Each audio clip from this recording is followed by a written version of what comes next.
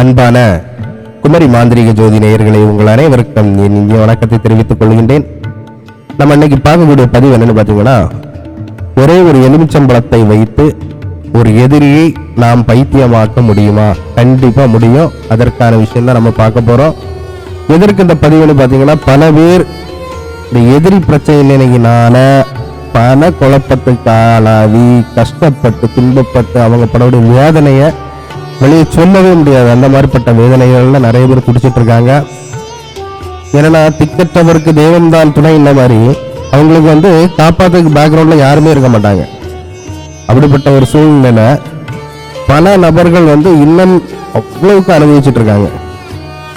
அந்த எதிரியானவன் அவ்வளவு விஷயங்களை பண்றது ஒண்ணு இல்லைன்னா ஏதாவது வேற ஏதாவது வேண்டாத்தான வேலை பார்க்கறது, இல்லைன்னா நேரடியா பண்றது, இல்லைன்னா பக்கத்துல இருந்துகிட்டே தொந்தரவு கொடுத்துக்கிட்டு இருக்கிறது, அதே மாதிரி கூடால இருந்துகிட்டே குழி பறிக்கிறது, ஏமாற்றம், துரோகம், இப்படி நிறைய விஷயங்கள் இருக்கு. இந்த மாதிரிப்பட்ட நபரை நம்ம என்ன பண்ணலாம் அப்படிங்கிற விஷயம் தான். சில வீட்டுல எல்லாம் ஒரே வீட்டுல இருந்துகிட்டே கூடால இருந்துகிட்டே குழி பறிச்சு விட்டுட்டு போகக்கூடிய நபர்கள் நிறைய இருக்காங்க. துரோகம் பண்ணிட்டு போகக்கூடிய நபர்கள். இந்த துரோகம் பண்ணிக்கிட்டு இருக்கக்கூடிய நபர்களுக்கு நம்ம என்ன பண்ண போறோம் அப்படிங்கிறது நல்லாவே தெரியும். அப்போ அந்த நபர்களுக்கு இந்த மாதிரிப்பட்ட விஷயங்கள் பண்ணலாம். ஏன்னா எதிரிக்காவது நம்மளுடைய பிளஸ் ஆர் மைனஸ் தெரியாது. ஆனா பக்கத்துல கூடாலே இருக்கக்கூடிய துரோகிக்கு எது பிளஸ் எது மைனஸ் அப்படிங்கிறது அவனுக்கு நல்லாவே தெரியும். நம்மளை பத்தி எல்லாமே தெரியும். அப்ப என்ன செய்ய முடியாது, அவன்கிட்ட வேற எதுவும் விஷயங்கள் நம்ம பண்ண முடியாத சூழ்நிலையில இருக்கும். அப்ப நீ எந்த இடத்துக்கு போனாலும் அந்த இடத்துக்கு தானே வருவான் அப்படிங்கிற கணக்குல அவன் இருப்பான். ஆனா நீங்க என்ன செய்யக்கூடாது, அந்த மாதிரி செயல்பாடு பண்ணாம இது சிம்பிளா எளிய முறையில ஒரு எலுமிச்சம்பழத்தை வச்சு அவனுக்கு இதே முடிச்சு விட்டுறலாம். சரியா? அவன் பாதி அவன் பைத்தியம் ஆயிட்டாம்னாலும் எந்த செயலுமே நடக்காது.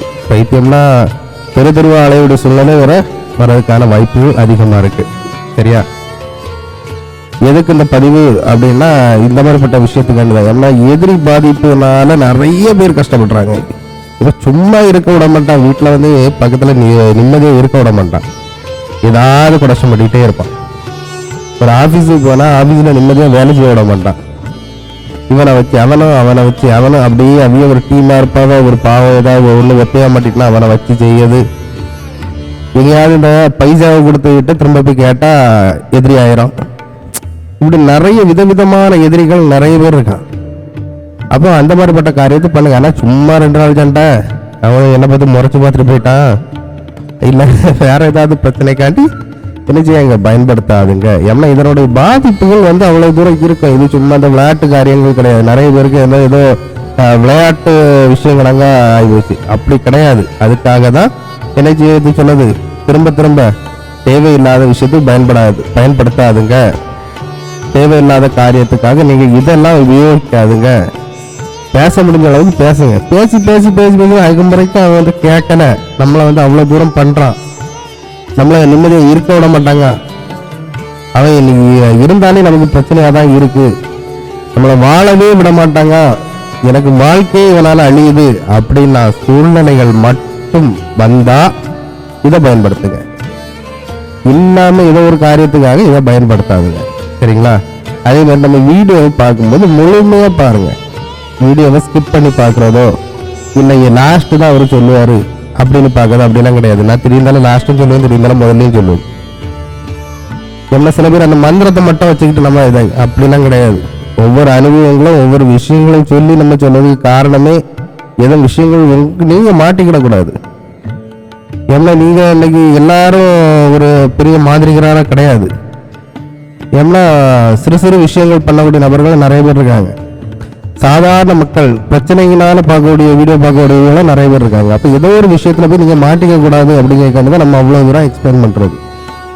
நீங்க உங்களுக்கும் பண்ணிக்கலாம், வேற யாருக்கு வேணாலும் பண்ணிக்கலாம். சரியா? பண்ணி கொடுக்கலாம். அந்த மாதிரிப்பட்ட விஷயங்கள இதை பண்ணலாம்.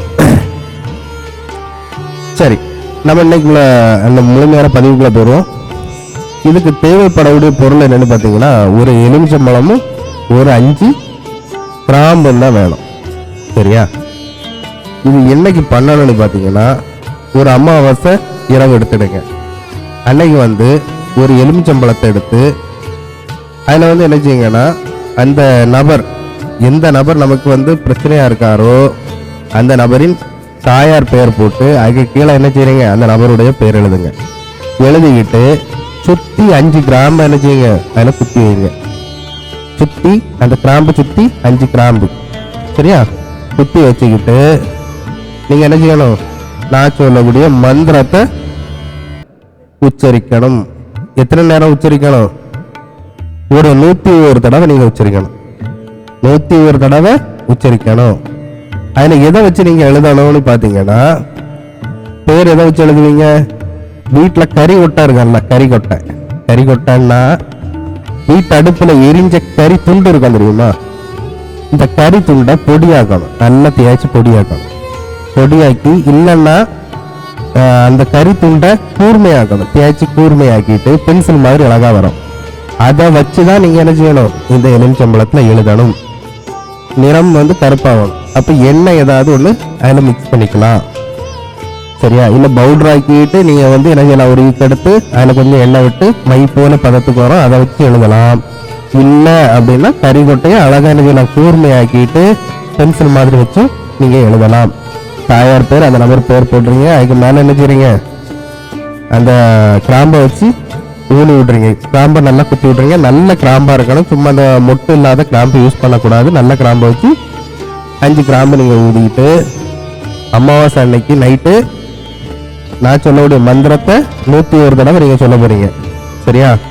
எப்படி உள்ளங்கையில பிடிச்சு வச்சுக்கிட்டு இந்த மந்திரத்தை சொல்லணும். வீட்டில இருந்து இதை கண்டிப்பா பண்ணக்கூடாது. இந்த விஷயத்தை எங்க வச்சு பண்ணக்கூடாது, வீட்டுல இருந்து பண்ணக்கூடாது. வெளியே எங்கேயாவது வச்சு பண்ணுங்க. இல்ல வெளியே என்னால போக முடியாதுன்னா மொட்டை மாடியில இருந்து பண்ணுங்க, சரியா? இல்லாம நீங்க வந்து வீட்டுக்கு உள்ள வச்சு நீங்க இந்த காரியங்கள் பண்ணக்கூடாது. சரி, அதற்கான மந்திரத்தை பார்ப்போம். ஓம் ஸ்ரீ அனுமந்தே நம. ஓம் ஸ்ரீ அனுமந்தே நம. ஓம் ஸ்ரீ அனுமந்தே நம. இந்த மந்திரம் தான். இத என்ன செய்யணும், அந்த எலுமிச்சம்பழத்தை பார்த்து கையில எலுமிச்சம்பழத்தை வச்சிருக்கீங்க, இந்த மந்திரத்தை உச்சரிக்கணும். உச்சரிச்சுக்கிட்டு எத்தனை தடவை உச்சரிக்கணும், 101 தடவை உச்சரிக்கணும்.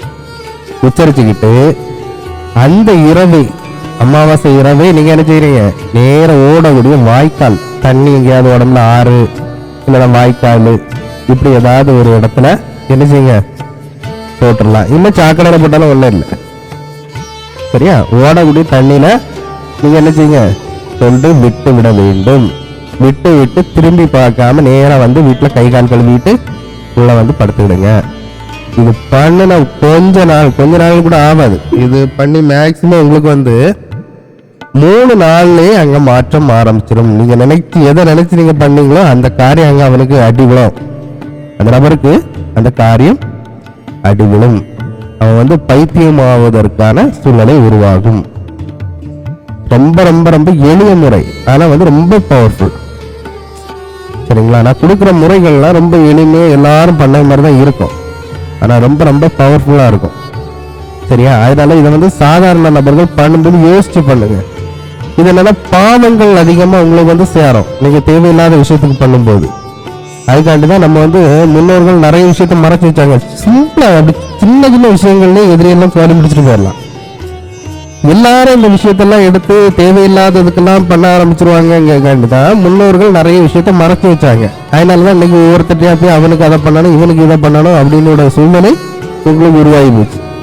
இல்லைன்னா சின்ன சின்ன விஷயங்களை வர நீங்களே ஒரு சின்ன விஷயத்த பண்ணியே நீங்க அதெல்லாம் என்ன மேனேஜ் பண்ணிட்டு போயிடலாம். ஆனா அதற்கான சூழ்நிலைகள் இப்போது உள்ள காலகட்டத்தில் இல்லாம போச்சு. ஏன்னா இந்த மனிதனுடைய எண்ணங்கள் அந்த மாதிரி இருக்கும். அதனால தயவு செய்து தேவையில்லாத விஷயத்தை பயன்படுத்தாதுங்க, சரிங்களா? இது அவ்வளவுமே முன்னோர்கள் வந்து அவ்வளவு மறைவாக வச்ச விஷயங்கள் தான் இன்னைக்கு நம்ம வந்து வெளிப்படையாக கொடுத்துட்டு இருக்கோம், சரிங்களா?